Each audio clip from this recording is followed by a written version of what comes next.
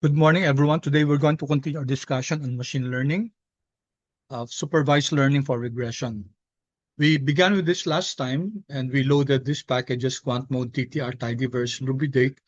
These are, Lubridate is also from Tidyverse. This is to work on dates. Caret, Ecan71, Random Forest, RPART. These others are used for machine learning. Zoo XCS are for time series data. So we said that we're going to install Pacman. If it's not yet installed, it's install Pacman.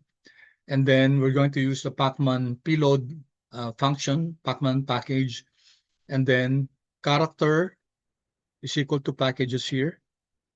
Okay, these are the packages here. And then install is equal to true. Then we will not update. Okay, so I hope you have run this.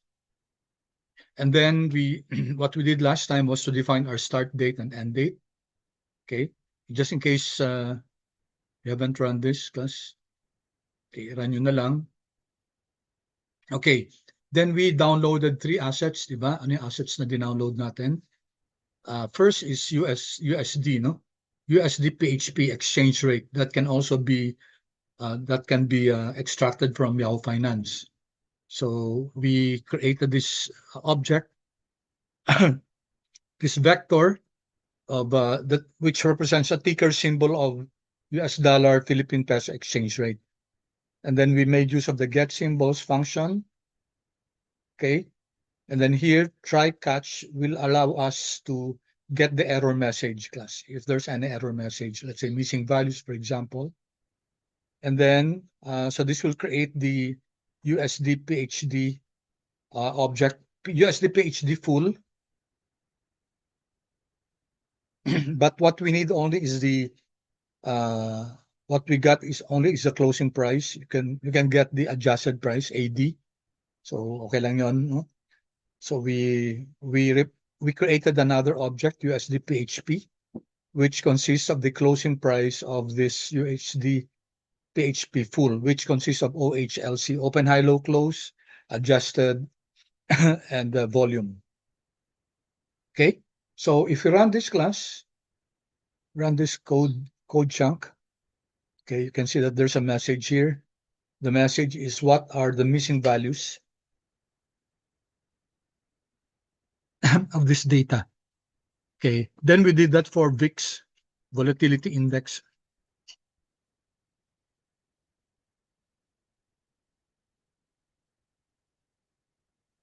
Same thing, we got the closing price, and there are 92 missing values. And then lastly, symbol Brent, BZ is equal to F. That's the ticker symbol of Brent. These are oil prices.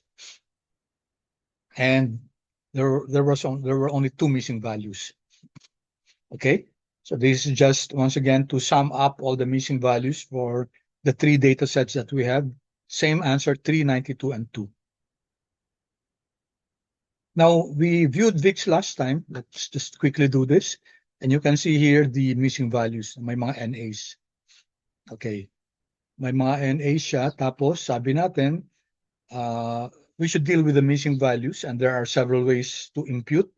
We discussed last time replacing the missing values with the mean or replacing it with the median. Or replacing it by regression. You can make use of regression. Or one of the simplest is to do forward fill or last observation carried forward. Now, for some data, this makes sense. kasi class, pag prices class, no? Pag prices, okay lang naman na, kunyari may holiday kaya may NA. So we can assume that the price did not change during the holiday.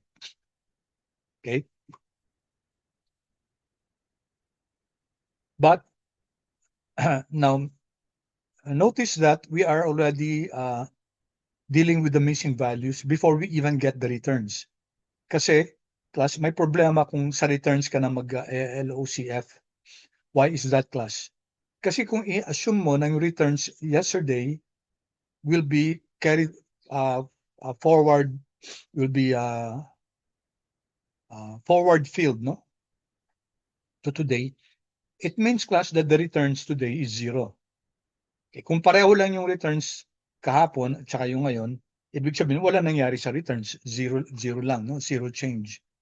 That's why when we deal with the imputation with the missing values, uunahin muna yan sa simula pa lang cash. Pag prices pa lang, do not do LOCF pag nasa returns ka na. Okay, I hope you remember that.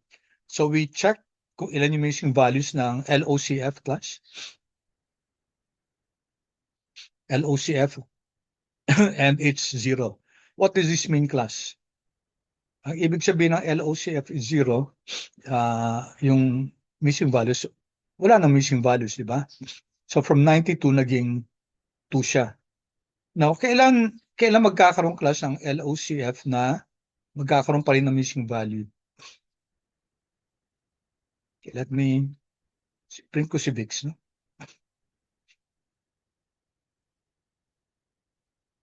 Where's VIX? Ano lang? Let me just quickly discuss it again. Diba? Sabi natin last time class, yung LOCF, katulad nito, itong 2095 na to, pupunta siya dito to fill the missing value here. Forward fill or last observation carried forward. And then we added the missing values dito sa VIX skin. Wala na. Wala na kasi lahat ng mga NAs na filled up na. Ngayon, I said that it's possible that may missing value pa rin na 1 after we do LOCF. Pwede yan class kung NA to. Yung first observation. If this was NA class, what will happen? Last observation carried forward, wala naman siyang previous value, di ba? Wala tayong pwedeng i-forward fill. So, hindi ma-fill up to class. So, magkakaroon pa rin ng 1 na NA. So, when that happens, class, pwede ng NA that omit na lang yan. Okay? All right. So, I hope that's clear, class. Let me pause for a while and seek your comments, class. If it's just a review class, no? So I'm just going through it very quickly. Clear tayo so far, class?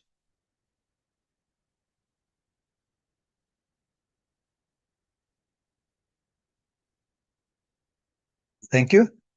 All right. Thank you so much, class. I appreciate your feedback. Okay. You know the drill, class. If you have any questions, just feel free to raise your hands. Okay. So let's now continue, class.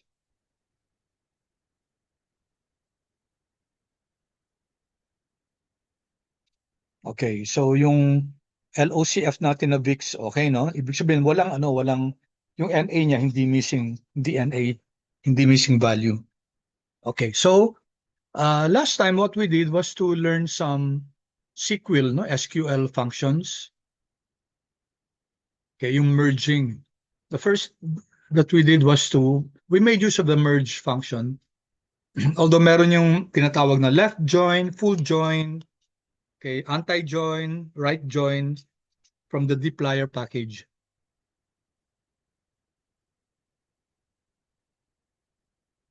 Same lang to, class. Sorry. I'm coughing a bit, no? Pag minerge natin, yung tatlong objects natin, USD, PHP, VIX, Brent, and all is equal to true, ibig sabihin, class, lahat ng data from these three assets will be combined. So, chances are, class, ang pinakamalaking observation natin, sino ba? Ilan yung class yung ano natin? Ilan si Brent?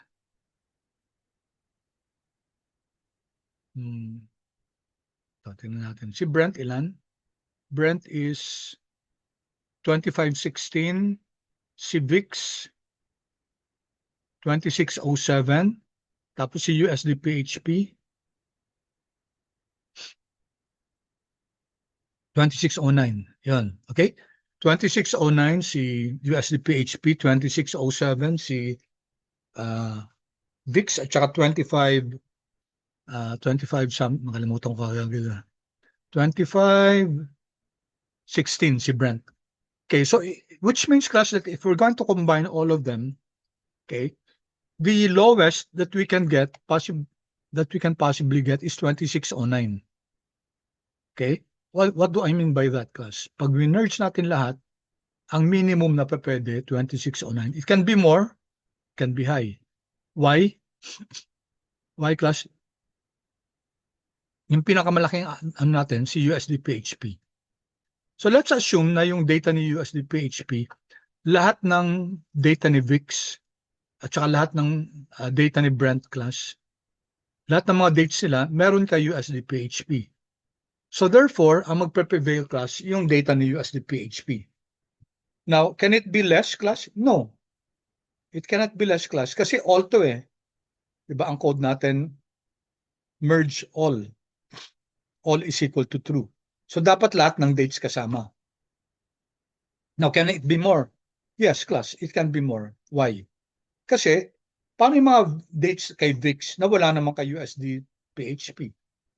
Isasama yun. Paano yung mga dates ni Brent na wala naman kay USD PHP? Isasama pa rin yun.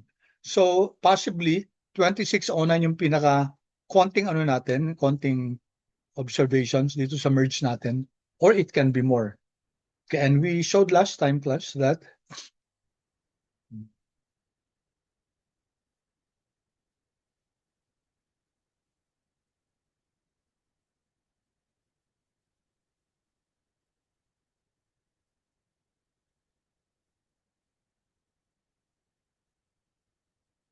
okay, when we run the codes in to, class, diba?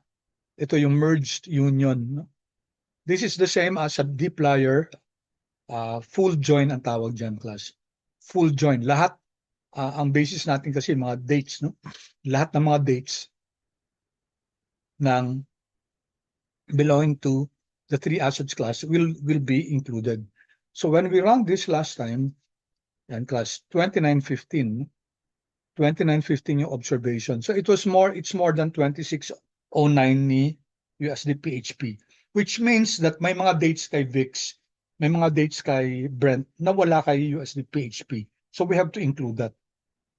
Okay?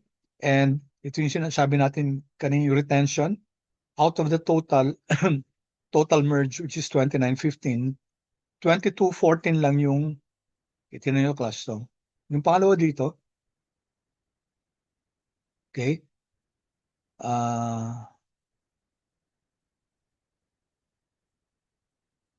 NA.omit, no? What is this, class? Lahat ng mga dates na may missing, no? Tatanggalin yun. Ang tawag dyan, class, inner join. Inner join where what you join only are those dates that are common to all. So, ang possible na mangyari, class, it cannot go more than 2609. Hindi siya pwede kasi yung 2609 siya na yung pinakamaraming observations. Now, possible, class, na may mga dates na may mga walang values. So what will happen now is merge prices, class. Lahat yan may mga values. Unlike itong merge union, class, may mga rows of observation na may mga NAs. No? Ito wala na to. And ang total niya, class, 2214. So 2214, class, lahat yan may observations. Okay? So this one we just computed, class, kung ilan yung NA ni VIX. Okay? Alam naman natin yan na tapos after mag-union, class, tinignan natin kung ilan yung NAs nila.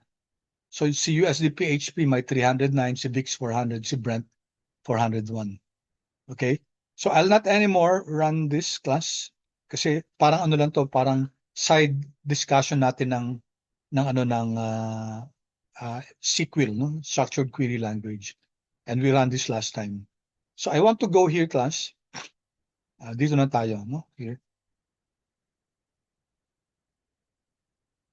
Okay, ito inulat natin, no? So let's repeat this, class. Merge union and merge prices. Same as above. Okay. Same as above yun. Okay. And then here, magkukompute tayo ng returns. We already started with this last time. So dito na tayo magsisimula class ng talagang machine learning. Kasi yung machine learning nating class, we're not going to make use of the prices. We're going to make use of returns. And we're going to make use of daily return. Gagamitin natin class yung merged prices, no? So yung merged prices, ito yun.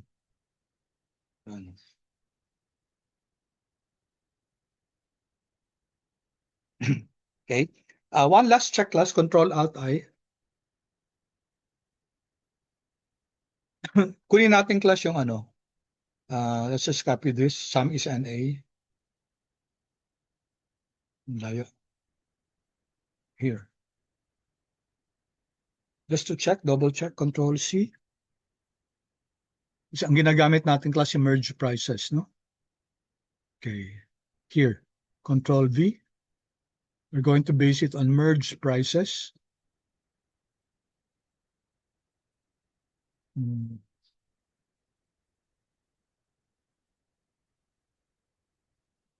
Merged underscore prices. Okay. Zero, no? So okay na tayo, no? Kasi mag-analysis na tayo. Tapos we don't want that there will be missing values.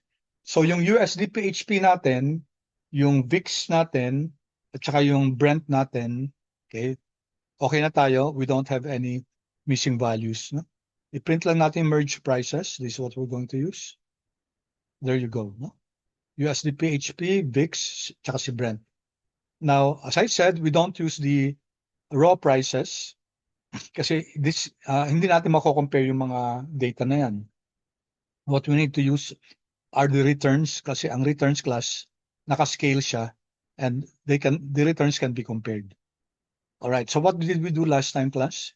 We created this object, return USD PHP, which is just a daily return, ni merge prices, tapos kunin natin yung column ni USD PHP. Ito naman, class, yung column ni VIX, ito yung column ni Brent. And then we're going to, maglalagay tayo, class, ng, we're going to get the, mag-create tayo ng isang object na target, class.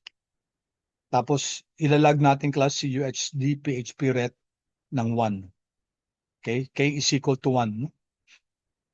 Okay, iran muna natin itong tatlo, class, this one. Control Enter.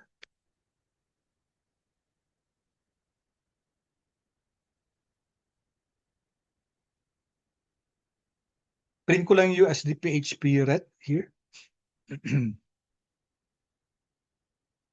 As we know, class, kung ginamit natin yung daily return, hindi siya nagsi-zero, no? Hindi siya nagsi-zero. So these are now the returns.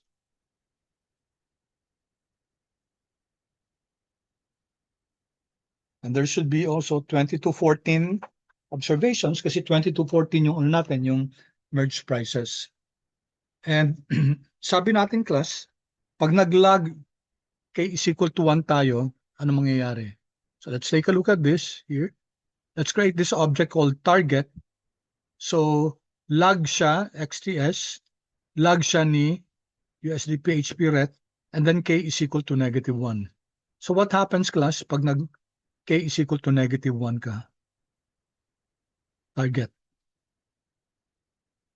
Iba yung opposite yung mangyayari, class, pag pag K is equal to 1. So where's our target object here? Okay. Take a look what happened, class. -1, ibig sabihin ng class, yung returns mo, ano mangyayari?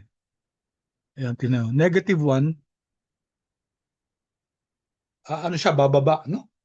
O aakyat, it will go to the previous price. Okay? Kaya ito yung returns ni ng December 30, nawala siya. Pumunta dito sa previous. I'll explain, class, why are we doing this? No? Tapos dito naman, class, di ba kanina 0 to? Okay, ito yung class, no?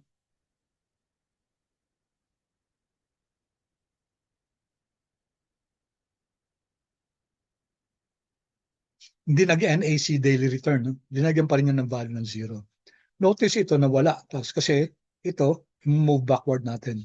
2.37, no? Dito. Kaya si target class, ayun, 2.37.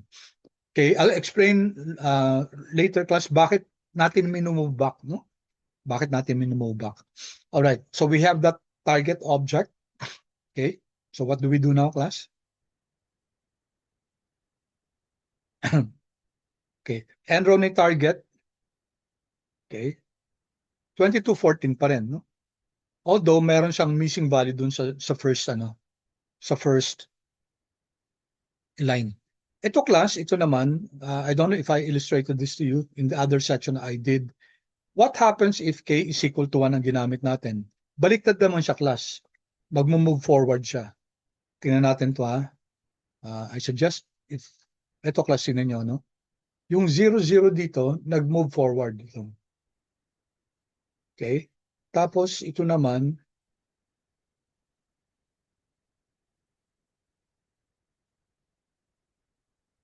itong return na to class, this was the former return, previous return. Okay, sana siya. Nawala yung USD ret ko. Okay. Anyway, if we check class yung USD ret nyo, ito yun, no? Yung ito yung return nung 1227, yung 5.519. Ano nangyari? Minove forward natin siya, tinanggal natin yung ano doon class.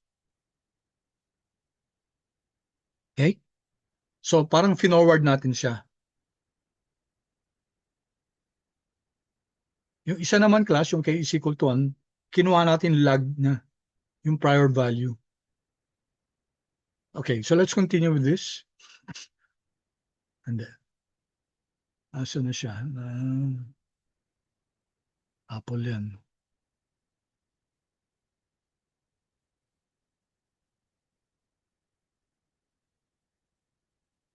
Let me pause for a while, class. Any questions so far?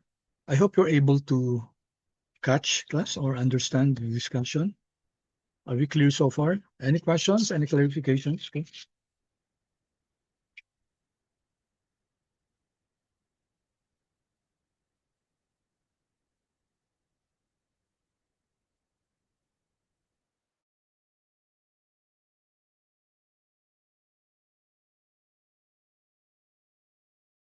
Okay, thank you. How about the others?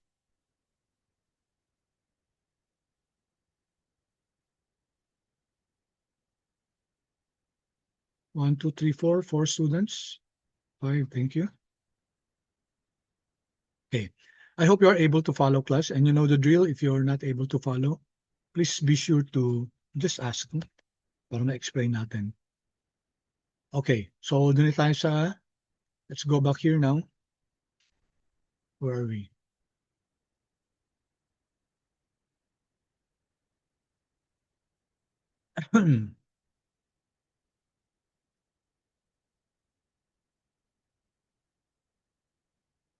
Okay, we created this target. We illustrated class how k is equal to 1 happens. So negative 1 yun, di ba? So move back tayo. Pag nag-move back tayo class, yung latest value natin magiging NA.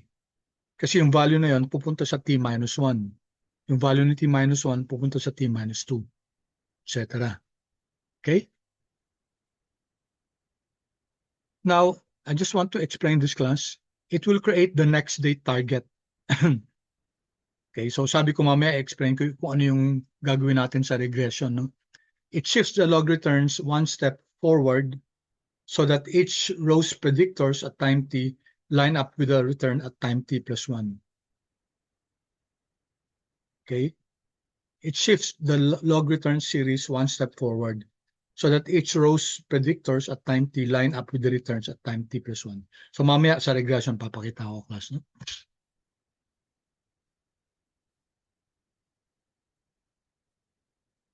Okay, thank you. All right. So let's now create this one class. NA.omit. Okay. Merge natin yung mga returns class, no? Yung mga returns, USD return, Vix return, Brent return. Kung may mga missing values sila, i-omit natin. So let's run this final XTS, no? And take a look, class.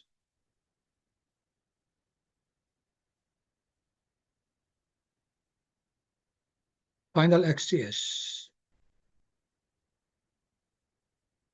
Here. Okay. Now, how many do you have? We now have 2213 na lang, no? Bakit naging 2213? Tingnan natin yung mga returns nila class kanina ulit. Si VixRet, tingnan natin.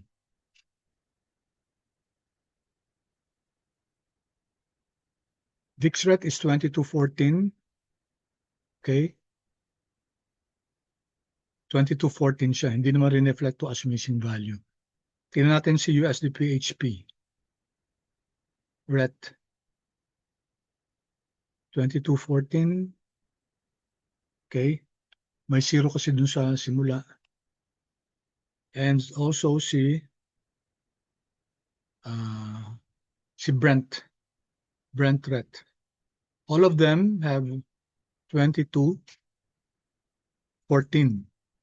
So when we nawawala yung ano ko.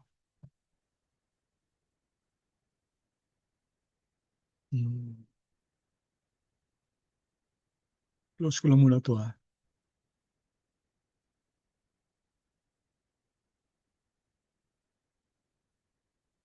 Ito na lang. Okay. So final XTS class, ano nangyari dito?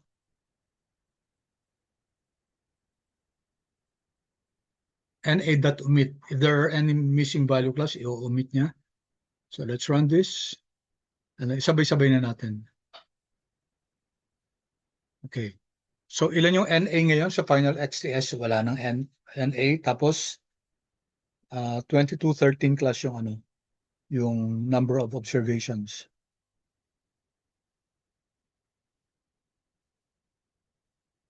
And if I check final XTS,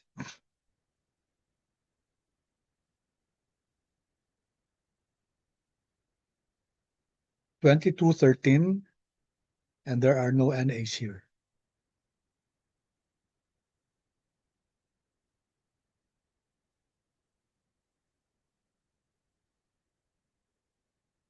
Okay. All right. So let's go here, class. So we're creating now a table. Data frame class. Yung XS class gagawin nating data frame. Kasi mas madaling i-manipulate yung data frame for machine learning. Mas mahirap class yung doing machine learning using XS object. So we convert it into a data frame. Anong i-convert natin? Si final XS, i-extract natin yung index niya and make it a date column. Kasi take note class, di ba? Ang XS object, yung index niya are the dates. Okay? So we'd like to extract that and put it in a column called date, which is the index of final XS, comma, and then core data class, yung mga values, no? Core data ni final XCS. Okay? And then, wag nalagyan yung ng row names. We're not interested in giving names to the rows. And then convert it into a table. And then check the category. Yung laman class, no? Okay, yan. So yung ano natin, yung final table natin class looks like this, no? So nasa column na si date. Tapos andi dito yung mga assets natin, no? Yung tatlo. Kasama pala of course, kasama si target, no?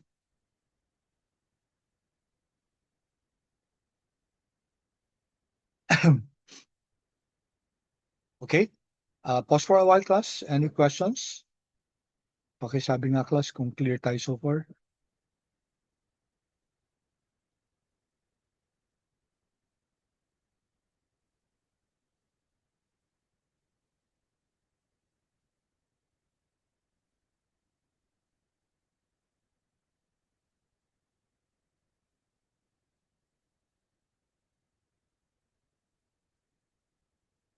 Okay, thank you. All right. Yung iba, let's wait for the others.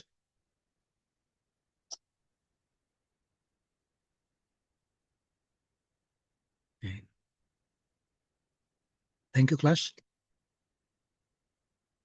Okay.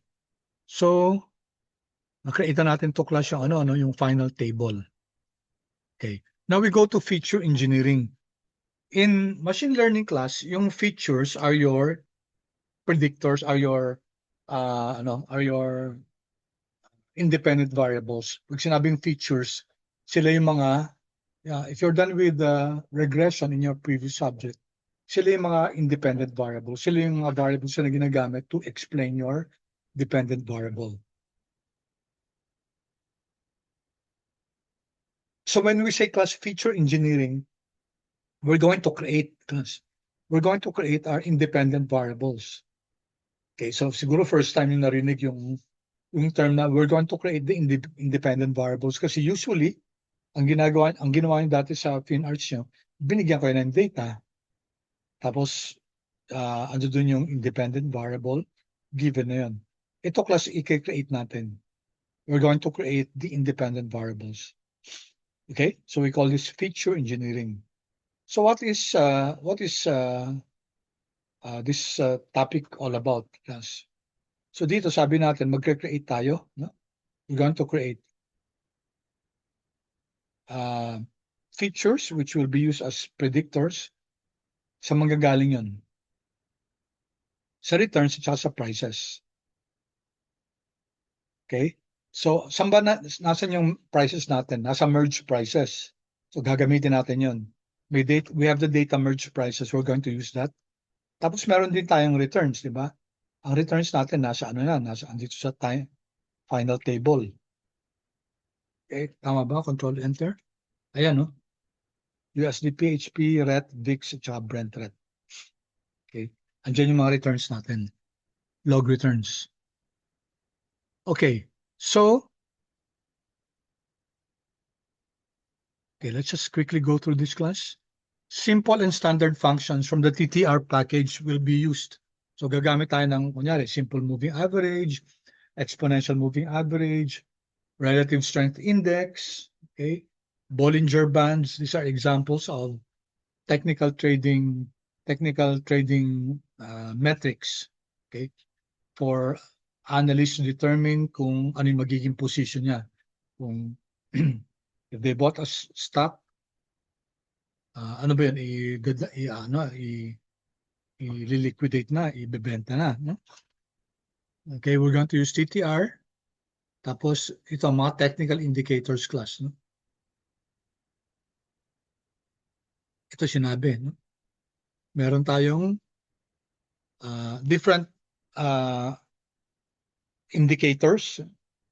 Meron tayong momentum, meron tayong trend, meron tayong momentum extremes, and meron tayong volatility. So yun lang yung basic na na metrics na gagamitin natin. Okay, so let's run this class. Let's make sure that these packages are run. Okay, so let me explain this class. Dinidefine na natin kung ano yung mga parameters na gagamitin natin. Lag max is equal to 3, SMA short period 5, SMA long period 10, relative strength index window 2 weeks.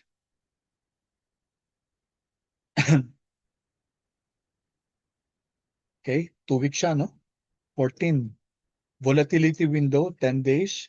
Tapos meron tayong moving average, convergence, divergence. Okay? And then meron tayong Bollinger Bands. Tapos meron tayong ADX. We'll discuss this as we go along. Okay. So, ito na class, no? Ano ginagawa natin dito? We're just confirming class na naka-load si merge prices, ha? Okay? Anyway, naka-load naman yan sa inyo kasi if you reloaded it kanina, no? Otherwise, hindi natin mako-compute yung returns kasi yung returns class naka-base sa merge prices. Okay? So, i-run lang natin to class just to check kung okay yung ano natin, merge prices. Okay? So, ilang rows siya? We know 2214, merge prices, no? Ang laman niya yung date, yung USD PHP prices to class, no? Prices siya. And anong type ng ano siya class? Merge prices. XTS object yan, no? Okay? Hindi yan yung returns natin kanina na ginawa natin data frame. Okay. So let's create this class. Ano ba yung final table natin? Balikan natin yung final table natin dito. What was our final table class? Ito. Yung data frame ng mga returns natin. Okay, just for you to recall class, don't forget this. Final table natin ito, no? Ito. Ayan, tingnan nyo, no? Hindi na siya XCS object. Di ba, ng data.frame tayo. In-extract natin yung index. Okay? Just para maalala nyo. Ito yan, di ba? Ito data frame, no? Kinuha natin yung index ni final XTS at saka yung core data ni final XTS. Alright. So where are we? Rinan lang natin class si ano. Just to make sure, no? Ito si merge prices. Okay. So merge prices is still an XTS object. So let's create now a new object. Remember class final table is a data frame. Okay? Again, i-ano natin para naalala nyo ha. Ano ba yung final table? Ito, no? Alam mo niya, data frame siya, date, USD return, ito, date, USD PHP return, VIX return, Brent return, at saka yung target na kasama dito. Kasama yung target. Dito sa data frame natin na to. Okay, so what are we going to do here? We're going to replicate na lang. Replicate lang class. Here. Saan ako? Ay, sorry. Apple prices pa rin din ito. Kaya sabi ko, parang hindi yun yung mga codes. Okay, here, plus. We're going to, para ma-preserve natin class yung ano, by the way, dito na muna, no? Para ma-preserve natin class yung, saan na ako? Wait, sorry. Hindi yan. Kasi ito na muna class. Kinuha natin return, di ba? Tapos, nag-create tayo dito ng XTS object. Nag-NA.umit tayo para matanggal yung mga missing values. Tapos, we extracted the data from final XTS to create a final table. Table siya, plus. Tapos, then here, dito muna tayo, no? Step 2 tayo, features engineering. Did I discuss this? Kanina hindi, ano?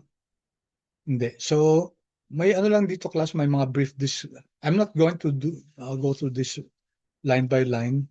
Okay? Alright? Sa machine learning, pag sinabing features, yun yung independent variable. Yung target, yun yung dependent variable. Okay? Features, independent variable. Target, dependent variable. Okay? So target, what we want to model. In this case, kunyari, gusto natin i-model yung log returns ni USD PHP ret. USD PHP ret, ito yung log returns. So mga log returns to, no? Tapos ito, lag 1. So mga logs na yan.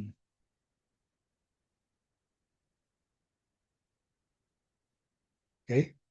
Meron tayo ditong mga names na gagamitin natin. So mamaya na pag-renan na natin to.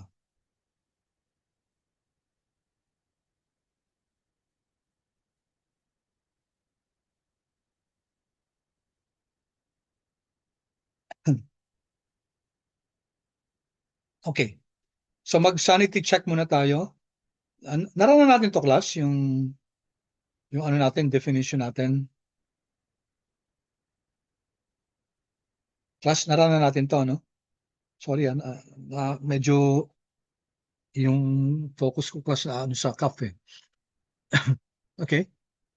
Did we run this class? Itong lagmax natin, momentum window natin. Hindi pa, no? Am I right, class?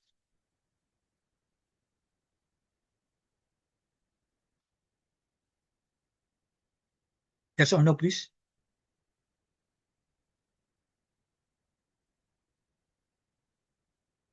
Hello, class.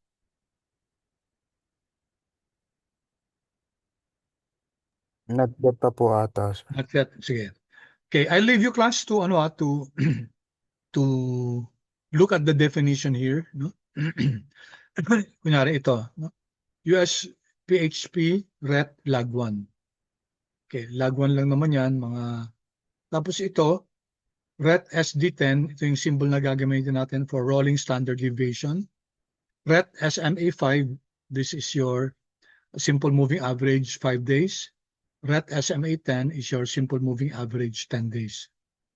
Momentum, okay, 5 days. Alright, so very say, instructive yung yung mga pangalan, no? RSI, EMA, MACD. Okay, so we already defined here, pakiranan natin to, kung ano yung magiging maximum lag natin, ilang days yung momentum window natin. Okay, these are metrics that's used in technical analysis, no? Technical trading. Okay, so after having run that, mag-check muna tayo class, no? If, again, ito yung parang kanina, kung wala yung XTS na object, okay, if it's not found, then gagawin yun, class, no? Gagawin yun. Okay, so let's just run this, class.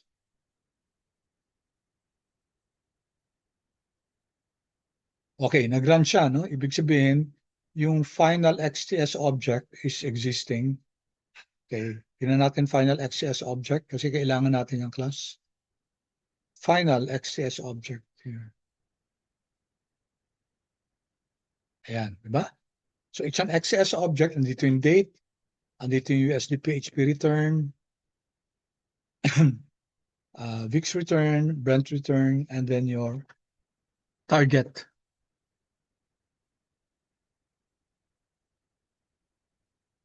Okay, so here, class, we're going to create an object called data for features, data for fits, para ma-preserve natin, class, yung final table.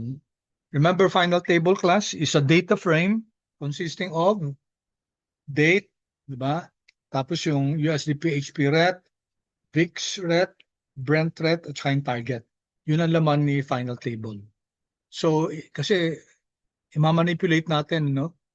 Kailangan natin mag-create ng proxy for final table para ma-preserve natin to. So that's the reason here, class. Kasi gusto natin galawin yung final table, at least meron tayong parang substitute data for fits. Alright. So the first thing that you'd like to do is ito, kukunin natin yung log USD PHP returns. Okay. Ano ibig sabihin ng log, class? Ano ibig sabihin ng log? Yung log 1 kanina, class. Log 2, log 3. What do they mean?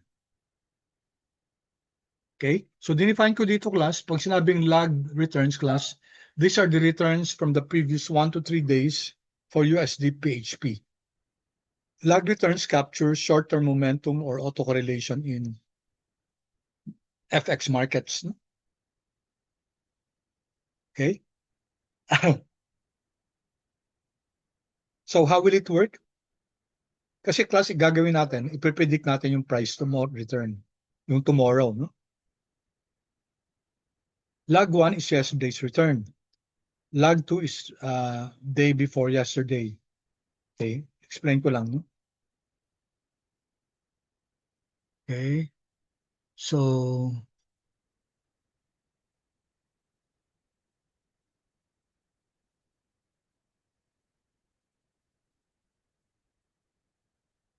ng isushow ko.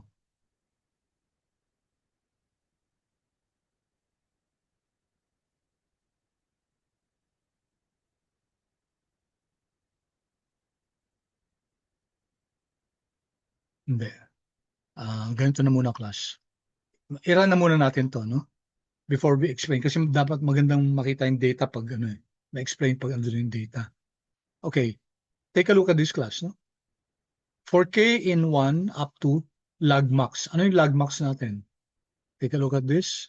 Log max is 3. Okay, the reason why we're writing that function there is because if log max changes, then ang papalitan mo lang, so yun, nasa features natin, feature engineering. Here. Log max 3. Papalitan mo lang to, class. Yari 5. Tapos automatic na yung nasa codes natin. Lahat ng codes na gumamit ng log max, automatic siyang it will refer to log max as 5 kung baguhin. No? Okay, I hope you got that, class. So it's a lot better yung pagdi-define ng class, pagdi-define ng parameters ng mga absolutes. Mas magandang gagawin yung ganyan, isa-set aside siya. Okay, kaysa yung i-hardcore mo yung number na 3 dun sa sa mga codes where that specific variable appears. Okay, so oftentimes good practice yung mag-create ka ng ng object as a placeholder for the constants, just like what we did here. Okay. So ang sabi dito, for k in 1 up to log max, 1 up to 3, gagawa daw ng column called log column, no? Si log column will be the log of yung data forfeits, okay, in particular yung USD PHP-RET. And then k will vary from k is equal to 1, k is equal to 2, hanggang log max, hanggang 3. Kung 5 yung log max, then 1, 2, 3, 4, 5. And then ano mangyayari daw? So mag-create to, class, ng tatlong columns, no? Diba rinan natin to, class? I-run nyo yung data forfeits nyo, no? Ilan laman ni data forfeits? Kung ilan laman ni data forfeits. Yan. 5 variables. Ano siya, class? Yung date, yung USD PHP return, VIX return, Brent return, and target. Okay? Tapos, what do we do here? So sabi dito, no? Create this column, log column, and then kukunin yung log ng data forfeits, tapos specifically yung US dollar PHP return, and then ano yung K? K is from 1 up to 3. So maglalag siya ng 1, log 2, log 3. Tapos yung column name, so magkakatatlong columns, di ba? Okay, yung name ng column na yun, generic lang. So ito, papalitan natin column name. Paste natin USD PHP RET and then comma K. So depende kung first log, second log, or 3 logs, class, yun ang ipapalit sa column name. And then, class, tingnan nyo. Yung data forfeits, class, ito, okay, bracket, column name, log call. Ano yung ibig sabihin, class, ito? Whatever you have here for log call, class, ilan yung magiging log call, class? 3 columns.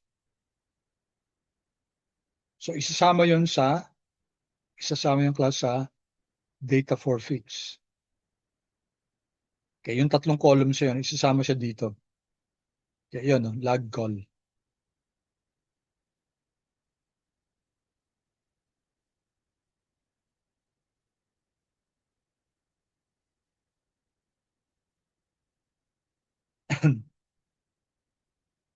Okay? Okay, so if we run this now, class, here, tingnan na natin, class, yung data forfeits. data forfeits. Kanina si data forfeits class, lima lang yan, di ba? Date, USD, PHP-RET, VIX-RET, Brent-RET, at saka yung target.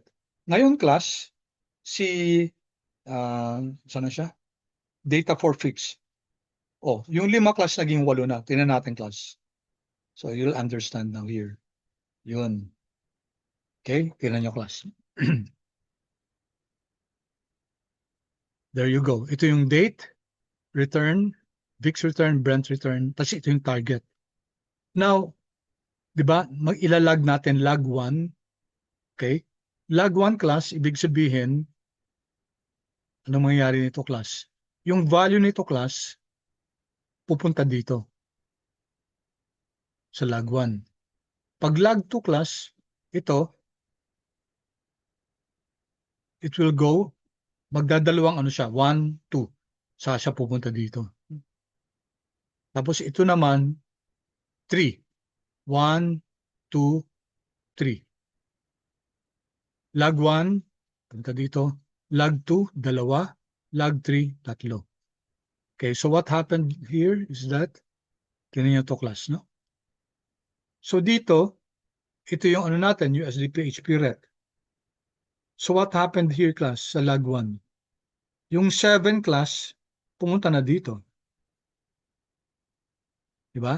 Sa log 1. Log 2, si 4.72, pupunta dito. Ito na siya. Tapos si log 3 class, negative 1.77. Okay. Pupunta siya dito. Here. Okay. So we have just done class one of the, let's say, most, saan yung ano ko? Yung data forfeits natin to, no? Naging 8 variables na. Okay, ito yan, class, here. So you can see, class, how very important learning functions, no? Yung paggawa ng function. Okay, any questions about this class? Okay, one last class, repeat. K in 1 up to logmax. Yung logmax, define natin na 3. Ibig sabihin, 1 up to 3. Ibig sabihin, 1, and then 2, and then 3. Okay, nag-create tayo ng object na log call. No? Log call contains the log of yung data forfeits natin, in particular, yung USD PHP-RET, then comma K. Ano yung K natin? 1, tapos 2, tapos 3. If you run this class, tingnan natin to log call, control enter. Tingnan nyo class, ano laman ni log call? Para makita nyo yung process, no? Ito class, no? Si log call class is, ano siya? Look. Bakit isa lang siya class? 2213. Kasi class, yung code natin, class, di ba? From 1 up to 3. Diba? Una muna log call, 1 log. Tapos log call, 2 logs. Tapos yung last, log call, 3 logs. Okay, so ang na-record lang niya, class, ang na-print lang niya, yung third. Diba? Kaya yung log call natin, tatlong NA. So. Okay? Alright, so I hope that's clear, class. Feedback na, class, please, kung clear. Feedback na, class, especially that code. Nagbi-build up tayo, class, ang tawag, anong ginagawa natin? Feature engineering, no? Yung feature engineering, bini-build up natin yung mga, yung mga independent variables. So yung log 1 na yan, gagamitin natin as an independent variable yan. Si log 2, log 3, log 4. Yan, explain natin kung bakit ginagamit natin yung log, no? In order to predict your returns. Bakit kaya? Sige, mamaya ako na-explain, class. Pag andun na tayo sa regression. Okay. So next class, tapos na tayo sa number 1 natin, yung log returns, no? Gagamitin natin yan as predictor. In other words, class, if we're going to predict the return today, ang gagamitin kong return yung kahapon. yung lag 1. I'm going to use the returns yesterday in order to predict the return today. I'm also going to use the returns 2 days ago, yun yung lag 2, to predict the returns today. And I'm going to use, para kitang-kita na lang, sige. Kasi ang predict natin to class ito.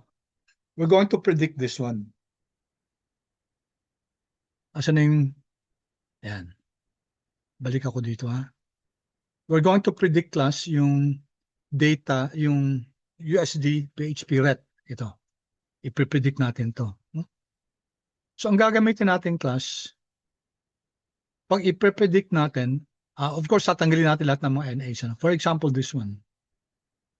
The return is 1.51, the return nung January 8. Pero ang gagamitin kong predictor class, una, ito. Yung negative 9.345. I'm going to use this predictor class. Okay. I'm going to use this to predict this one. I'm also going to use this 2 days ago. And I'm also going to use this series. Yan. Yung 3. No? Para i-predict yung mga returns natin. So that's what I meant class by lag. And again, this is feature engineering class. Bakit feature engineering? Ginagawa na natin yung mga predictors natin. This will become your predictors. This will become your independent variables. Okay? Alright, pa-chat naman class please kung clear yung kung medyo nagiging klaro kung anong ginagawa natin sa feature engineering. Please, importante class yung concept na yan na maintindihan natin. Or you want me to explain again? Wait for your comments, class.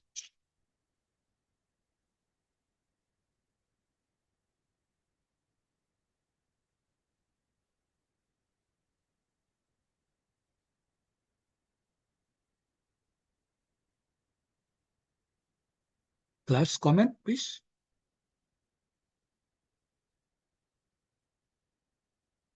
Okay, thank you. Okay, good. Thank you so much, class. Okay. All right, let's continue, no? Tuloy pa natin yung feature engineering. Again, features are your independent variables. Engineering class, we're creating them. So they're not coming from data outside, no? Kine-create natin sila from using the returns and the prices. Ito class, ginamit natin returns itself. Returns ni USD PHP mismo. Diba? Gagamitin natin yung 1 day before na price niya. Okay? 1 day, 2 days before, and 3 days before. Okay? Now, kanina nakalagay doon na forward, di ba? Kasi, forward natin yung return na to, forward natin dito.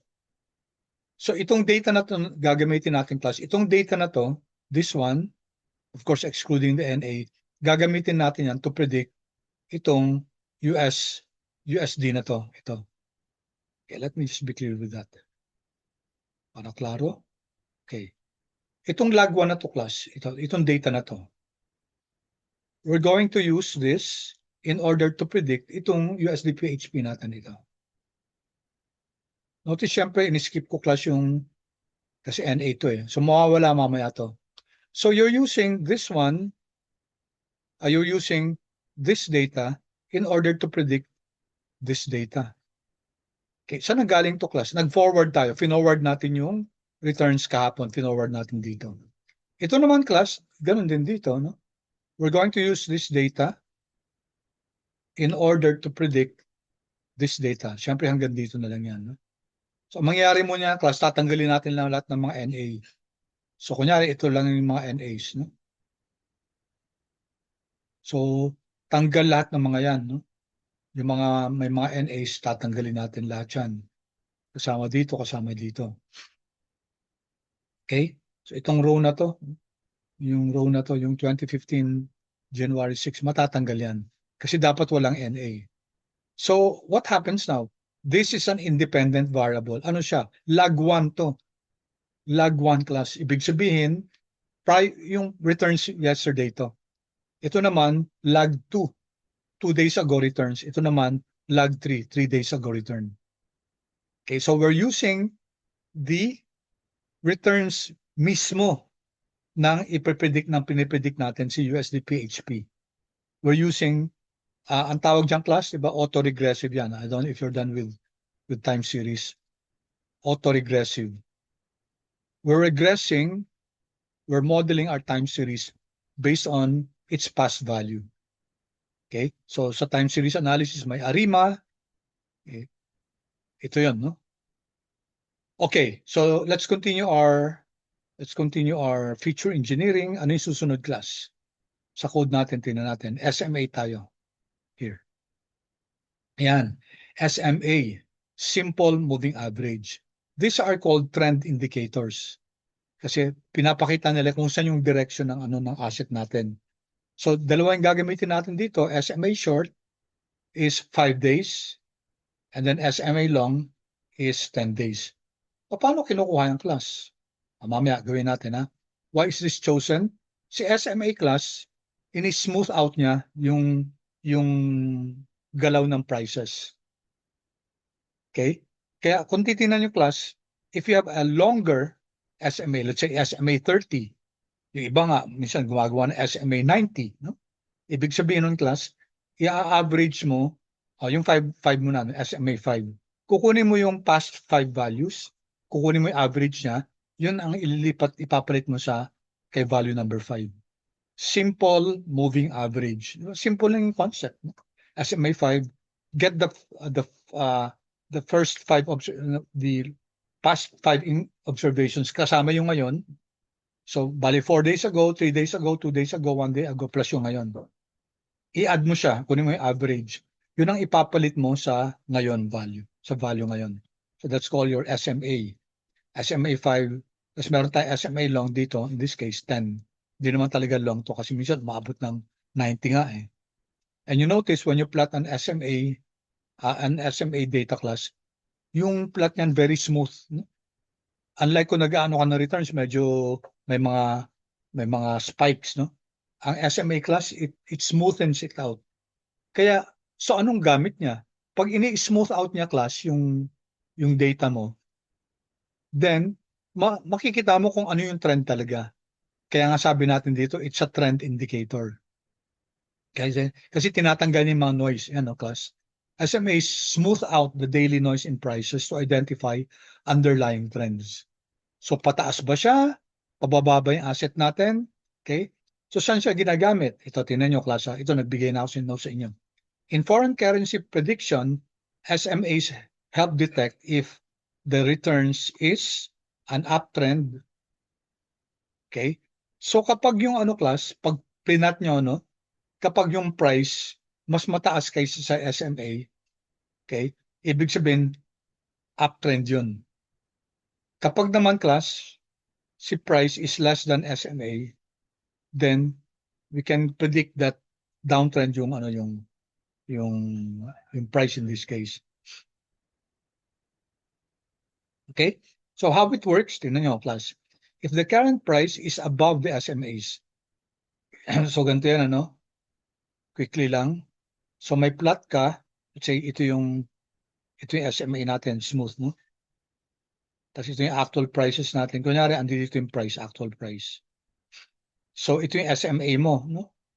The actual price is below your SMA. Tama? So if the current price is, kung above class, ito above, no? Ito yung current price. Ito yung value ng SMA. If the current price is above both SMAs class, both short and long class, the model might predict positive returns, uptrend. Okay, uptrend siya. Opposite naman yung kabila. Pag andito yung actual price, so downtrend. Mamaya tingnan natin class, no? Okay, so let me close this drawing. All right, let's now go here, class. So we'll now, gagamitin natin class si merge prices, no? Ano si merge price? XTS object to. XTS object. Ando dun class yung USD PHP. Okay? Kukunin natin class yung SMA niya. Okay? Ano yung SMA? Simple moving average. Paano kinukuha yung class?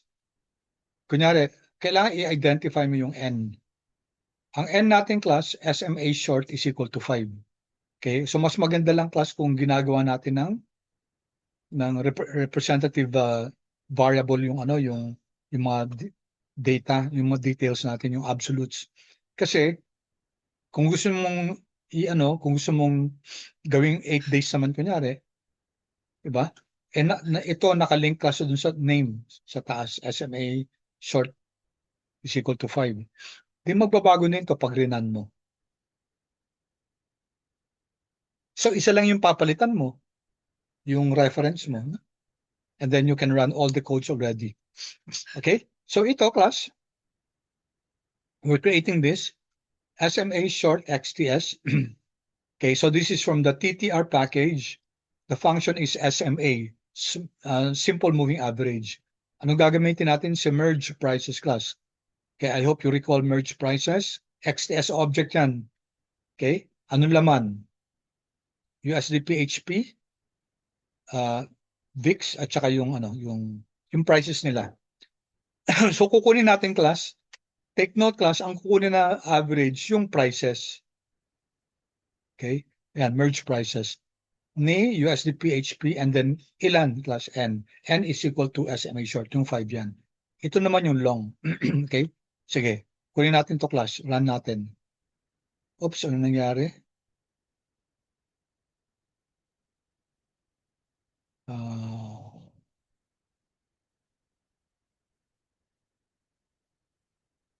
Nag-run sa inyo class? Baka may ano. Rinan ko na kanina to eh. Ano sabi?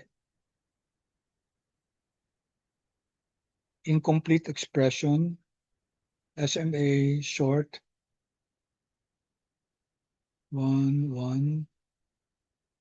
merged, and is equal to, tama naman. Sa equation class, nag-run ba? What happened here? Class, nag-run ba sa inyo, class?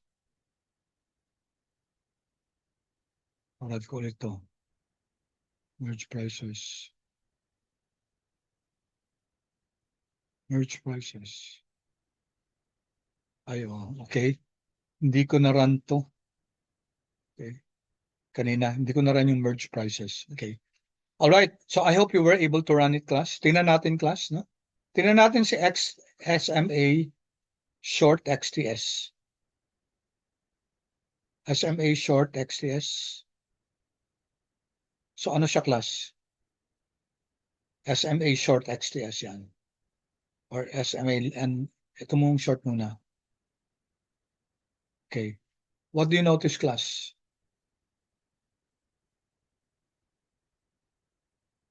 What do you notice? 1, 2, 3, 4, 5. Di ba? Anong ginawa niya, class?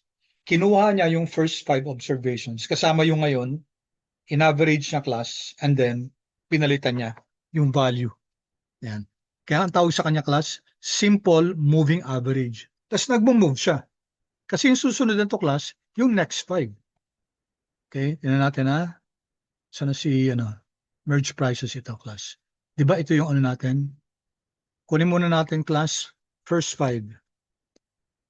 Sorry, first 5 is alt minus.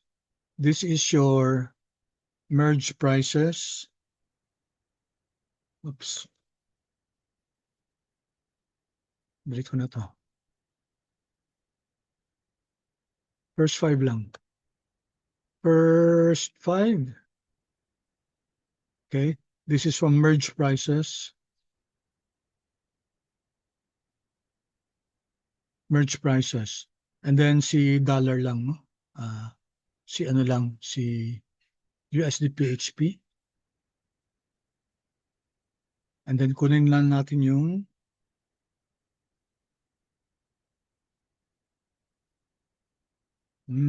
Ben, bilang nag-run.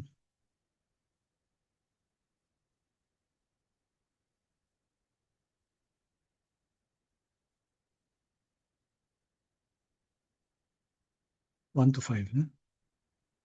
Okay. Tingnan natin to, class. Merge prices ito, kunin natin yung USD PHP, yung first 5 observations. Yan, sa first 5 na. Kunin natin si average, mean ni first 5. 448536. Okay, in other words, class, ito, ano, ito. Itong apat, itong liman to. 1, 2, 3, 4, 5. This first 5 observations. Hindi ko makopya. Okay, anyway, ito na yan, no? First 5 ni, ni merge prices USD PHP. Okay? So, pwedeng class ang gawin natin yung next 5, no? Copy lang natin to class. Control C, Control V. Yung 2 to 6 ngayon ang kunin natin class. 2 to 6. 2 to 6. Yan. 2 to 6. At tingnan mo natin class yung data forfeits natin. Sorry. Yung nalito na ako sa data natin. Asan na yung yung si XTS, SMA. Wala. Yan ako ulit class. SMA short to. Yung class 44.8536, di ba? Yan, no? Okay, ito naman class, kunin natin yung mean na nito. Mean. Lagyan natin yung mean para diretso na. Okay. Average ang next 5 class, control enter. Oops, hindi na Hindi na print. 44.8726. There you go, class. So, rolling mean siya, class, no? First 5, and then move naman sa next 5, next 5, next 5, next 5. Ganun din kay 10 class, yung first 10. Yun ang average niya. Okay? So, if you notice, class, kung i-plot nyo si plot. Si, yung object ng SMA. Tingnan natin kung ma-plot natin siya. Yung class yun niyo. Yan, no? Hindi pa masyadong smooth kasi class Kasi i-plot natin class yung 10 days. So pareho natin. SMA long long. Long. Oops. Not cooperating XTS. Okay. Ganyan yung class. What do you notice? Mas siya, mas smooth siya. In fact, class, kung ito yung very quickly lang, no? Gagawin ko lang to, class. Ito. Asa na ito? Very quickly lang, class. Gawin kong to, Ito, yung long, ibabalik ko rin mamaya. Gagawin kong, let's say, 90 days, no? 90 days. Tapos, i-run natin yan, yung 90. Tapos, i-run natin, class, yung SMA na 9, yung long. Here. SMA long 90 yan. Tapos, i-plot mo dito, class, yung SMA long, no? Control Enter.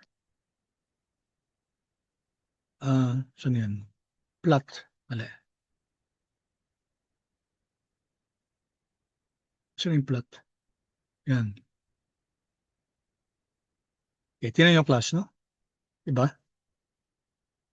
Habang tumatagal, class, yung habang tumatagal yung lumalawak yung yung range, yung length ng SMA natin, okay?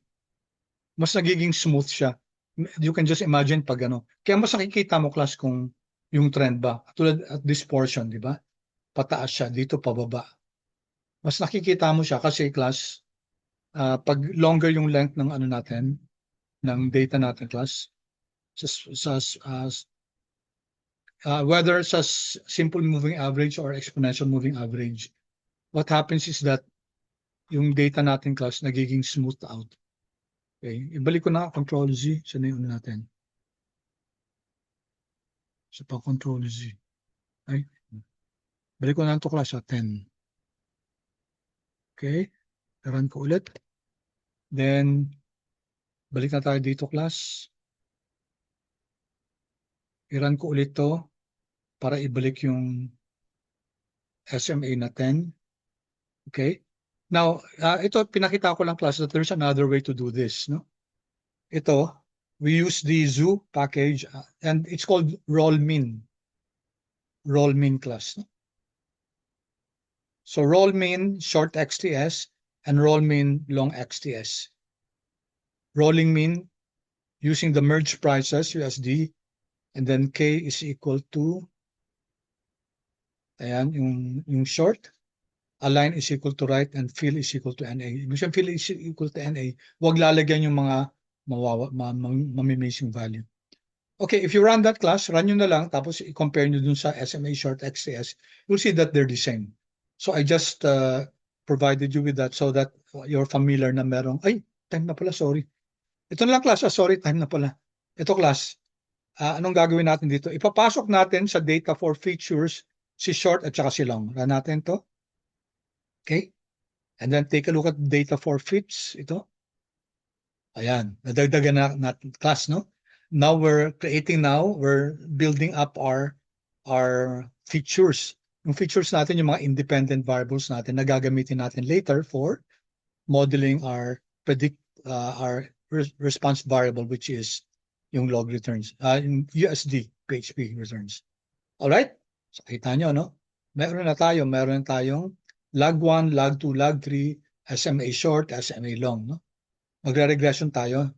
So, class, yung natira dito, I'm sorry ha, yung natira dito, saan yung natira? Okay. Konti na lang naman yan eh. So, ano ko na siya class, i-record ko na for Thursday, no? For Thursday.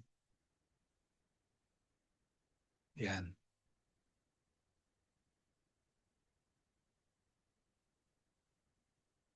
Okay, class, may I know kung hanggang saan yung binigay ko sa inyo na notes?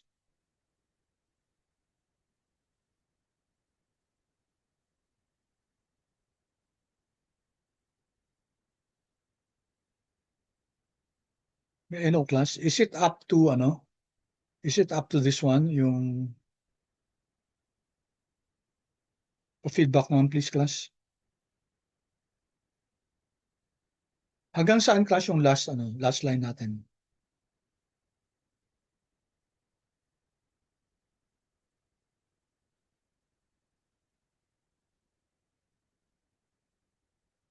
Okay, di bali na class. Ano na lang. Kung pwede, i-chat nyo na lang sa akin yung last line. Alright, kasi time na. Okay, thank you so much class. I'll see you next asynchronously class on Thursday.